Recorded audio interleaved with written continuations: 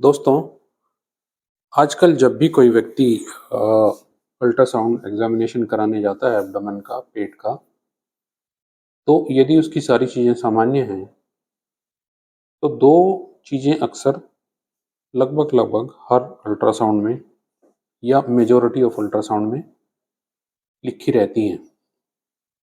उनमें एक होता है फैटी लीवर और दूसरा होता है रीनल कैंक्रीशंस।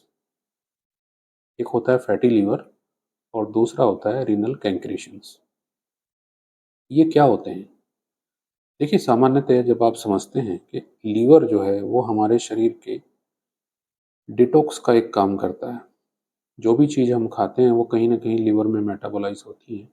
बहुत सारे फंक्शंस होते हैं, बाइल का सीक्रेट करता है, फैट का डाइजेशन होता है, अल्टीमेटली फैट का इमल्सिफिकेशन करता है बाइल।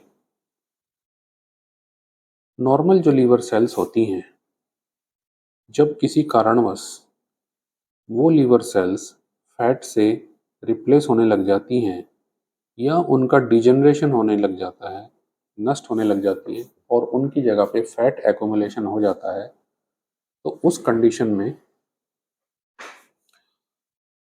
उस अवस्था को हम क्या कहते हैं कि नॉर्मल सेल्स का फैट से रिप्लेस होना। सामान्य भाषा में यदि हम बात करें, तो नॉर्मल जो लीवर सेल्स या हिपेटोसाइट्स होती हैं, उनका फैट से रिप्लेस हो जाना, उसको हम फैटी लीवर कहते हैं। निश्चित रूप से ग्रेड इसके कुछ ग्रेडिंग होती हैं, आपने देखा होगा कई बार ग्रेड 1 लिखा होता है, जो बहुत अक्सर कॉमनली देखने को लोगों में मिलता है। ग्रेड 2 कम होते हैं बहुत और ग्रेड 3 तो बहुत ही कम होते हैं। उस अवस्था तक यूजुअली नहीं जाता है। तो फैटी लीवर होने से निश्चित रूप से प्रभाव पड़ेगा। कोई भी एक ऑर्गन है, जब उसकी 100% कैपेसिटी होती है और उसके बाद उसकी कुछ कम कैपेसिटी हो जाएगी, उसकी कुछ सेल्स जो है वो उतना फंक्शन नहीं करेंगी क्योंकि वहाँ पे फैटी डिजनरेशन हो चुका है, तो निश्चित रूप से उसके काम में कुछ कमी तो आएगी, अवश्य आएगी। दूसरी जो कंडीशन होती है उसको हम कहते हैं रीनल कैंक्रीशंस। जो किडनी है वो हमारे ब्लड को फिल्टर करने का काम करती है और फ़िल्टर करने के बाद कुछ ऐसी प्रक्रियाएँ होती हैं, कुछ एब्ज़ॉर्प्शन होते हैं, वापस शरीर में चीज़ें चली जाती हैं, कुछ सिक्रीशंस हो जाते हैं, सेलेक्टिव एब्ज़ॉर्प्शन होते हैं, किन चीज़ों को एब्ज़ॉर्ब करना है, कितना करना है, ये सब काम किडनी करती है। जो फ्लूइड वहाँ से निकलता है उसको हम यूरिन कहते हैं और ये एक बहुत कॉम्प्लेक्स प्रोसेस है। यदि किडनी का जो फ़िल्ट्रेशन प्रोसेस है और पर्टिकुलरली जो कलेक्टिंग डक्ट और फाइनली जो कैलिसिस हैं, जहाँ पे यूरिन फ़िल्टर होकर के आता है और वहाँ से फिर रीनल पेल्विस के द्वारा यूरेटर में चला जाता है। उन कैलिसिस में यदि किसी कारणवश कोई भी फ्लूइड होता है, उसमें सोल्यूट और सॉल्वेंट 2 चीज़ें होती हैं।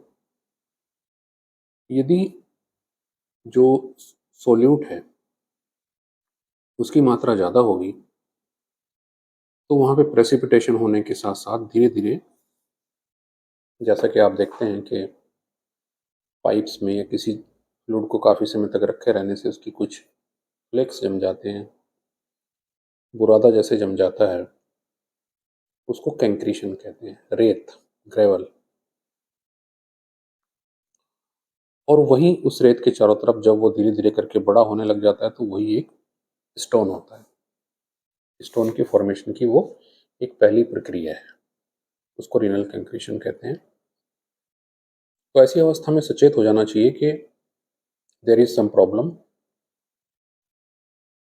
और हमारी डाइट या जो हम पानी सेवन कर रहे हैं, जिस क्षेत्र में हम रह रहे हैं, वहाँ के पानी की, वातावरण की कुछ समस्याएँ हैं, तो उसको इग्नोर नहीं किया जाना चाहिए।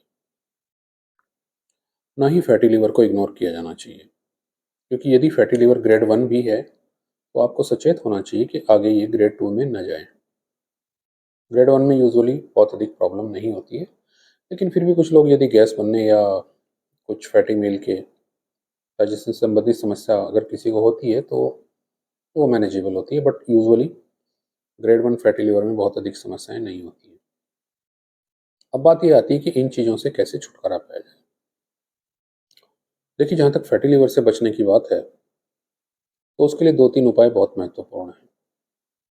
एक तो ये कि इसमें एक्सरसाइज का बहुत बड़ा रोल है। उचित मात्रा में व्यायाम किया जाना चाहिए। जितना अधिक आप व्यायाम करेंगे तो उतना कम चांसेस रहेंगे फैटी लिवर होने के। साथ ही साथ आपकी डाइट में फ्रूट्स और सलाद भरपूर मात्रा में होने चाहिए। घी से अधिक जो चीनी है या शुगर है वो कल्प्रिट होती है, तो इसलिए चीनी का प्रयोग मिनिमम कर देना चाहिए। और यदि संभव हो तो रात का जो खाना है वो बहुत शीघ्रतापूर्वक खा लेना चाहिए, जल्दी खा लेना चाहिए, 6-7 बजे तक खा लेना चाहिए, मैक्सिमम 8 बजे तक। उसके बाद खाना नहीं खाना चाहिए। ये चीज़ें फैटी लिवर के लिए बहुत अच्छी होती हैं। जहाँ तक बात है रीनल कैंक्रीशंस की, रीनल कैंक्रीशंस के लिए भरपूर मात्रा में पानी पीना। जिस क्षेत्र में आप रहते हैं यदि वहाँ के पानी में कुछ समस्या है या कुछ खाद्य पदार्थों में कुछ समस्या है, तो ऐसे खाद्य पदार्थ जिनमें ऑक्सलेट्स होता है उनको अवॉइड किया जाना चाहिए, जैसे कच्चा प्याज, टमाटर आदि, ये कम मात्रा में लेने चाहिए। खीरा और इस तरीके के जो डाययूरेटिक होते हैं, जो मूत्रल चीज़ें होती हैं, उनको अधिक मात्रा में लिया जाना चाहिए ताकि फ्लशिंग होती रही है, डिटॉक्स मैकेनिज्म एक तरीके। कुछ एक जो ऐसी चीज़ें हैं जैसे कुलथ है, जो मक्का होता है, मक्के के भुट्टे के जो बाल होते हैं, इनको उबाल के पानी पीने से भी किडनी का बहुत अच्छी तरीके से फ्लशिंग होता है। तो इस प्रकार से ये 2 चीज़ें ऐसी हैं कि इनको आप कुछ सामान्य उपाय करने से आसानी से बचे रह सकते हैं और भविष्य में होने वाली कठिनाइयों से भी बच सकते हैं। Thank you very much.